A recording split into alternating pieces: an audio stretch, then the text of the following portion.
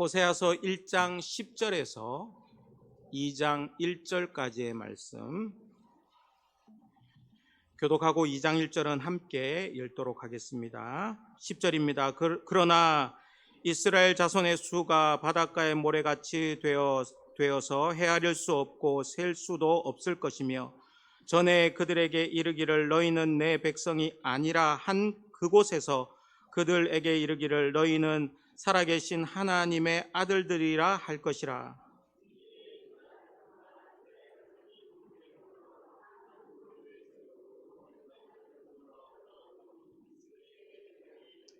같이요.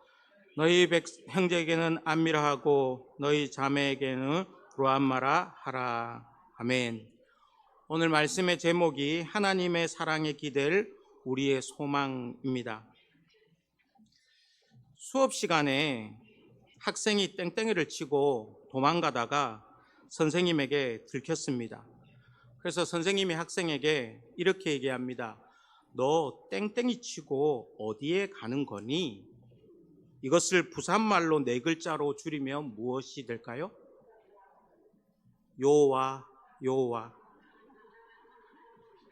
가까이 온 학생에게 담배 냄새가 났습니다. 그래서 선생님이 학생에게 너 혹시 담배도 피는 거니?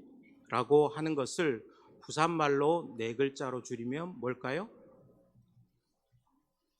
에헤이 가와. 이렇게. 옛날 어르신들이 화가 날 때에 무심결에 하는 무서운 부산말이 하나 있습니다. 니 자꾸 익하면 호적에서 확 파필기다. 이 말 속에 숨겨져 있는 의미가 판다는 말일까요? 그러니까 즉 호적에서 판다는 말일까요? 아니면 안 팔 테니까 니 잘해라 라는 의미일까요? 네, 오늘 말씀을 통해서 우리는 하나님의 양가 감정을 볼 수가 있습니다. 호세아 선지자는 바로 앞절까지만 하더라도 하나님과 이스라엘 관계와의 단절을 선언하셨습니다. 그런데 오늘 말씀을 보면 갑자기 또 회복을 선언을 하십니다. 어떠한 예고가 있었느냐? 아니요. 어떠한 낌새가 있었느냐? 아니요. 메시지가 순식간에 바뀌는 것을 볼 수가 있습니다. 9절까지의 심판과 10절부터의 회복 사이에 선지자의 기도가 있었나? 그런 기도가 없었습니다. 이스라엘 백성들의 회개가 있었느냐? 그런 것도 없었습니다. 그러기에 호세아서를 읽는 독자들에게는 더욱더 당혹스러운 일입니다. 호세아가 금식을 하면서 기도했으면 그렇지, 회복이 있는 건 당연한 거지. 이스라엘 백성들이 자기의 잘못을 뉘우치고 하나님 제가 잘못했습니다, 용서해 주시기를 원합니다 라고 회개를 했다면 회복이 일어나는 것은 당연한 것이지. 그러나 그런 것들이 없어서 더욱더 당혹스럽습니다. 이렇게 심판에서 회복으로 주제가 급변하는 이유가 무엇일까요? 첫 번째는 호세아는 호세아서에서 하나님의 감정을 매우 풍부하게 표현을 하고 있다라는 사실입니다. 호세아는 전혀 예고 없이 순식간에 심판에서 회복으로의 주제를 바꿈으로써 하나님의 양가 감정을 잘 묘사하고 있습니다. 하나님께서 갈등하고 계시다라는 의미입니다. 쉽게 말하면 죄송한 표현이지만 이걸 죽여 말어. 여기에서 죽이는 것에 방점이 있습니까? 만다는 것에 방점이 있습니까? 예. 부모님이 자식들을 뭐라 할 때에 이놈을 죽여야 되나 말아야 되나 할 때에 죽인다는 쪽에 방점이 있으면 그 부모 아닙니다. 그죠? 예. 만다는 것에 방점이 있는 것이죠. 이게 양가 감정이에요. 호세아서가 시작된 이후에 하나님께서 이스라엘 백성들을 심판하실 것을 호세아의 세 자녀를 통하여서 계속적으로 말씀하고 있습니다. 세 번째 아이 로암미를 통해서 이스라엘과의 관계가 공식적으로 단절이 되었다라는 것을 선포합니다. 호세아서 1장 9절입니다. 여호와께서 이르시되 그의 이름을 로암미라 하라. 너희는 내 백성이 아니요 나는 너희 하나님이 되지 아니할 것임이니라. 너희는 내 백성 아니다. 나는 너희의 하나님 아니다. 너희의 주인이 아니다. 너희의 창조자가 아니다. 완전히 관계를 단절시켜버리는 선언을 하셨다는 거예요. 하고 싶은 말씀을 하나님께서 구절로 완전히 마무리를 하셨어요. 너희는 내 백성 아니고 나는 너희 하나님 아니다. 그러니까 너희들과 나는 관계없다라고 얘기하는 겁니다. 우리도 인간관계 속에서 살면서 마음에 있어서 하고 싶은 말이 있지만 하지 말아야 할 말들이 있는가 하면 하고 싶지 않지만 해야 될 말들도 있습니다. 제가 자식을 키워보니까 그렇더라고요. 아버지의 마음, 하나님 아버지의 마음이 세 발의 피지만 좀 알 것 같아요.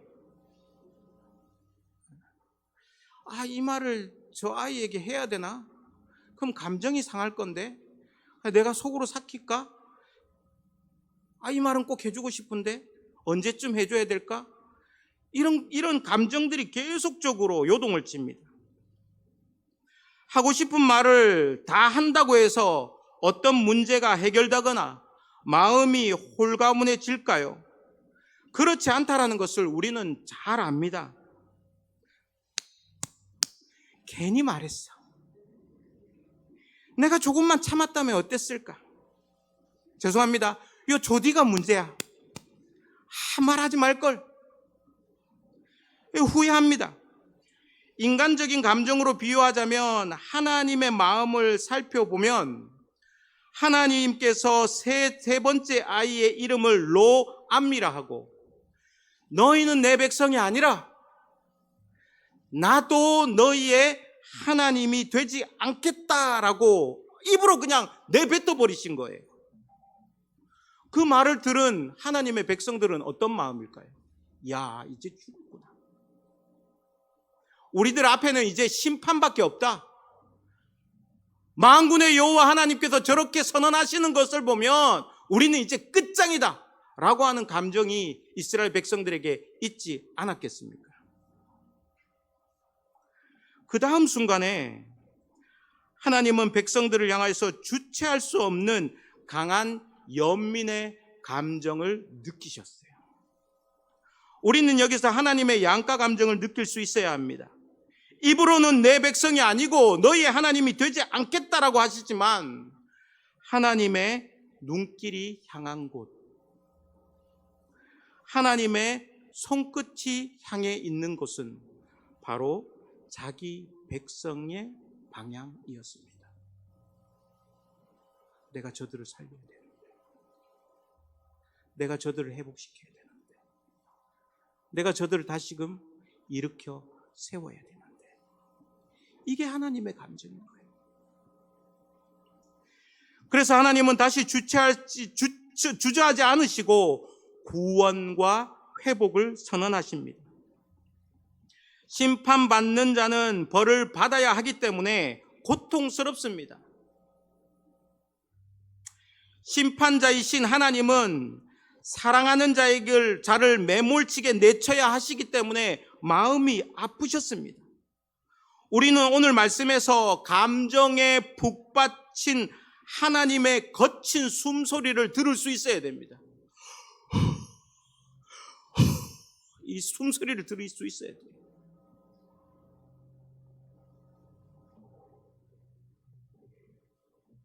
하나님께서 이렇게 거친 숨소리를 몰아치시는 이유는 단 한 가지입니다.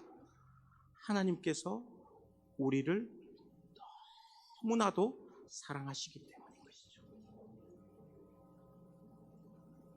두 번째, 심판에서 회복으로의 주제가 급변하는 이유는 하나님의 심판이 어떠한가를 판단하기 위해서인 거예요. 사랑하는 성도님들, 한번 생각해 보시기를 바랍니다.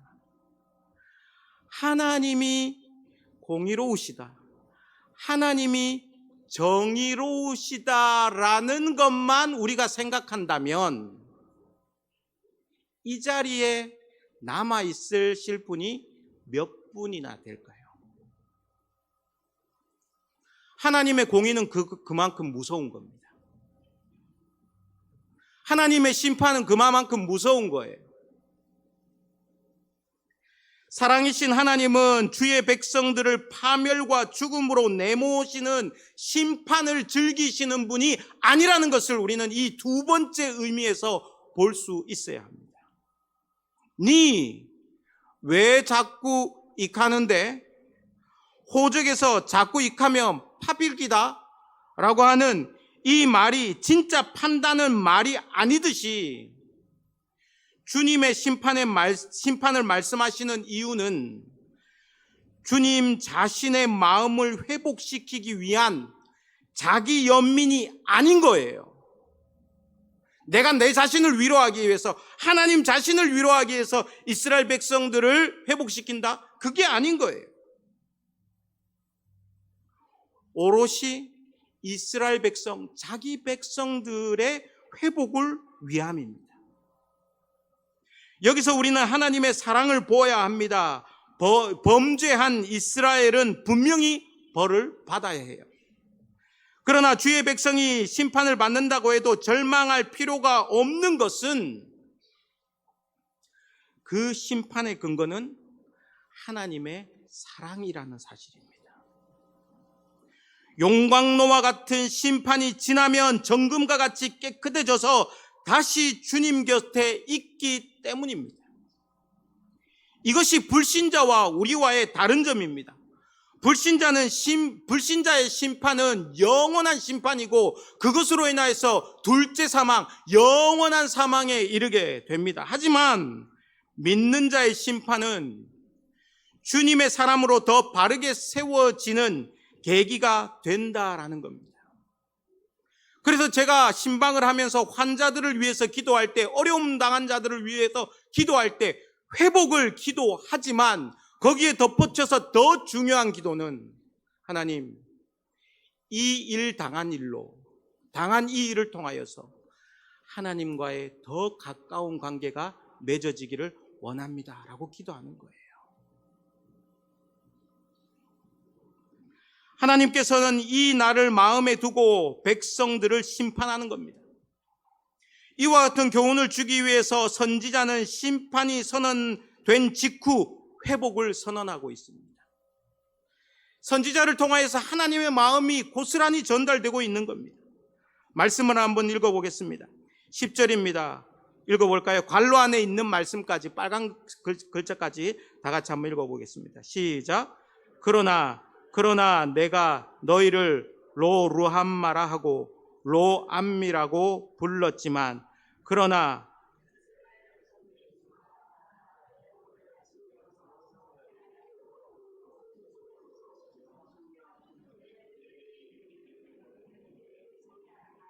그곳에서 그들에게 이르기를 너희는 살아계신 하나님의 아들들이라 할 것이라.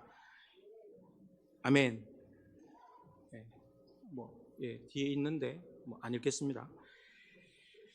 다시 한번 그 빨간 글씨만 한번 띄워주실래요? 원래 의미가 뭐냐면요, 저 갈로 안에 있는 저게 다 번역이 돼야 됩니다.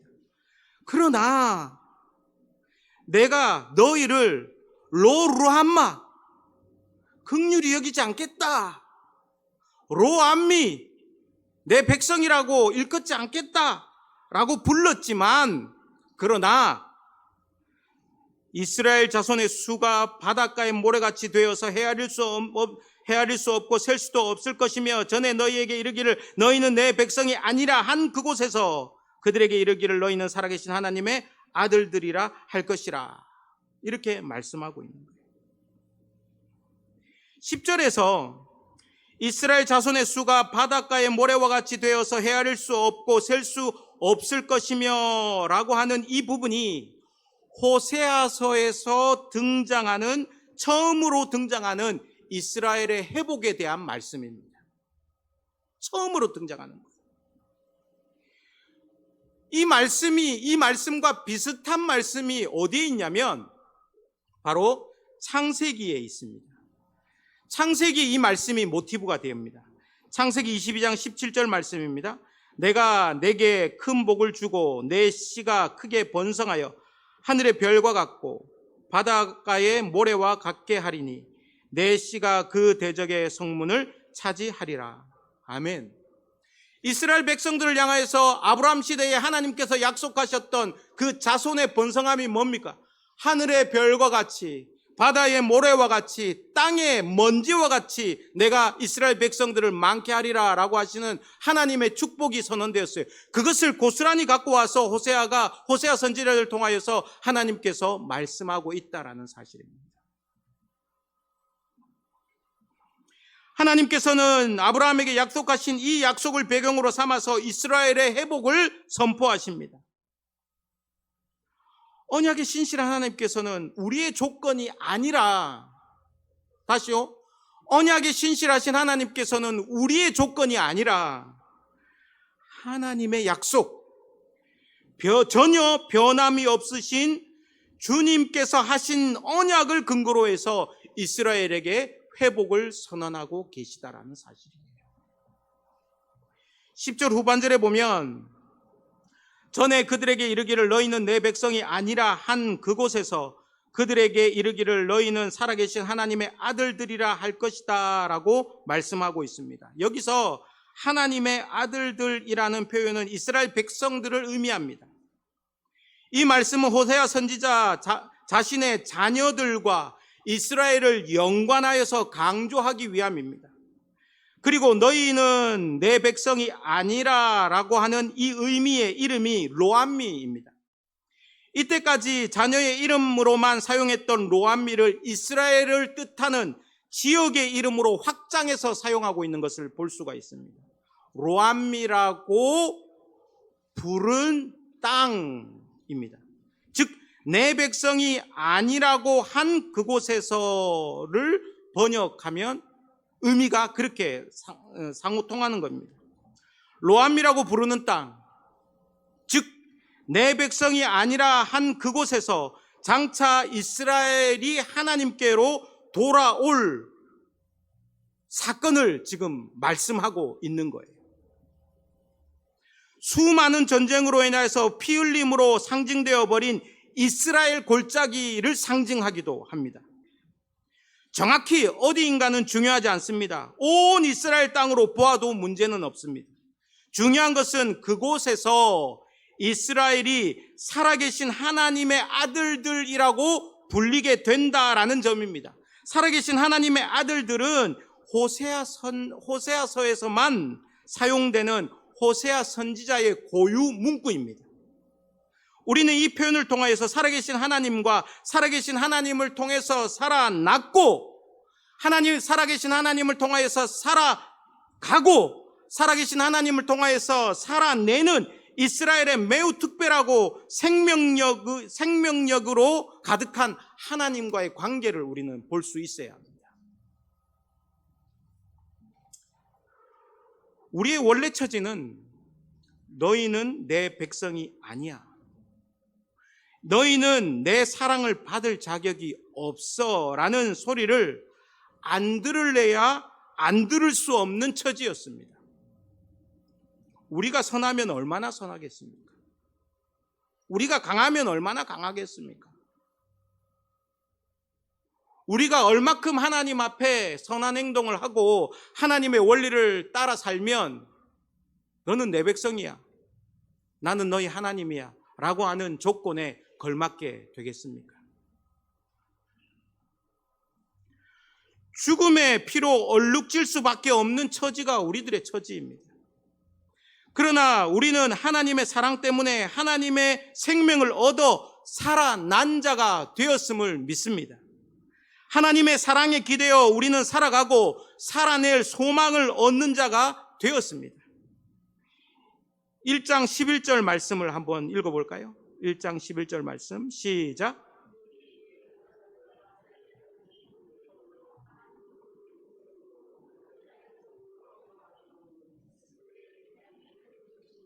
아멘. 많은 학자들이 여기에서 그 땅에서 올라오리니 라는 이 표현을 포로 시대에서 돌아오는 것으로 해석을 합니다. 그러나 문제는 히브리 성경에서 그 어디에서도 이방 나라를 한 번도 그 땅이라고 표현한 적이 없습니다. 상식적으로 성경적 지식을 가지고 한번 상식적으로 생각해 보십시오. 우리가 생각할 때에 그 땅, 그러면 이방 땅을 가리키겠습니까? 하나님께서 지시한 그 땅을 가리키겠습니까?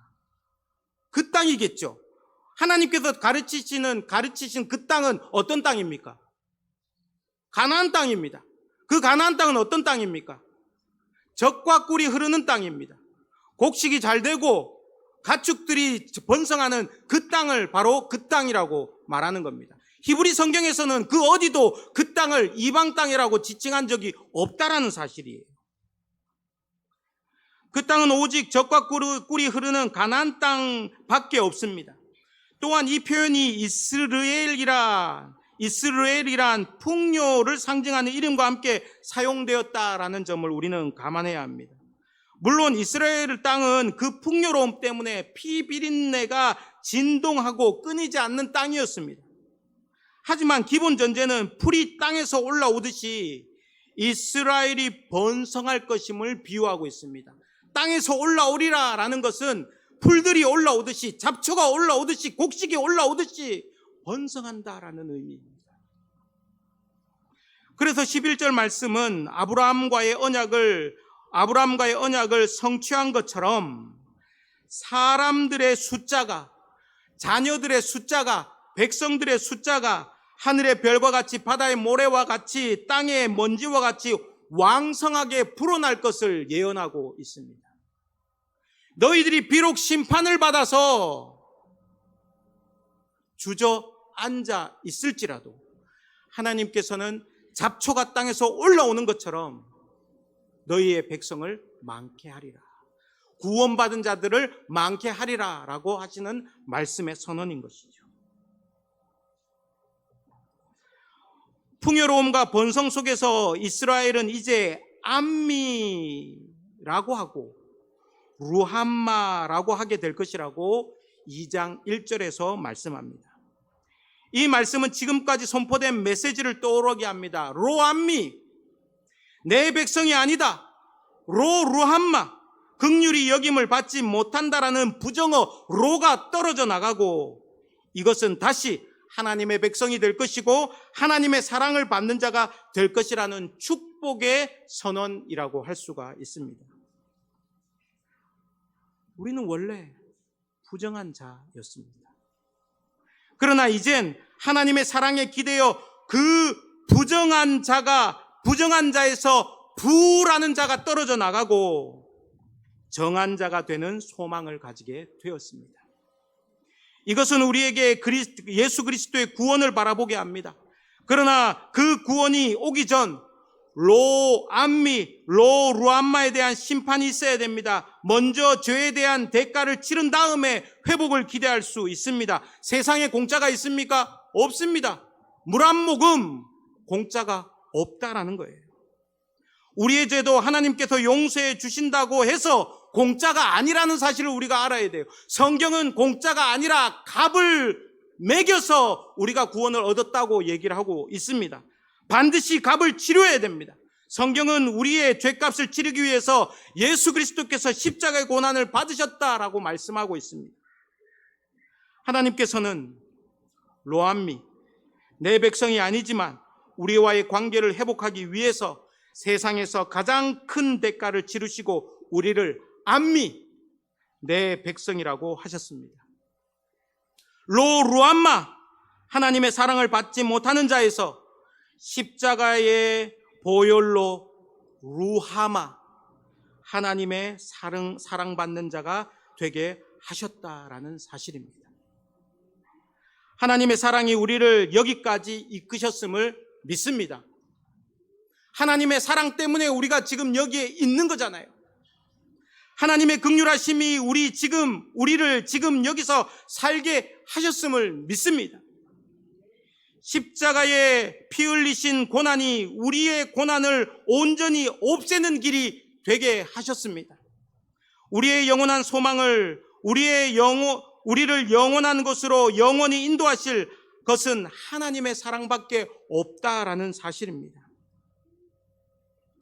말씀을 준비하면서 제 머릿속에, 제 입술에서 제 마음속에 끊이지 않는 찬양이 하나 있었습니다. 오랜만에 불러보는 찬양이에요. 몇 년 만에 불러보는 찬양이냐면 한 35년 만에 불러보는 찬양이에요. 35년도 아마 더 됐을 거예요. 이 찬양의 가사가 제 마음을 울렸습니다. 집에서 이제 교회에서 집으로 가는데 이 찬양을 들으면서 운전을 하며 펑펑 울고 갔었어요. 찬양의 가사가 이렇습니다. 내 인생 여정 끝내요. 강 건너 언덕 이를 때 하늘문 향해 말하리 예수 인도하셨네.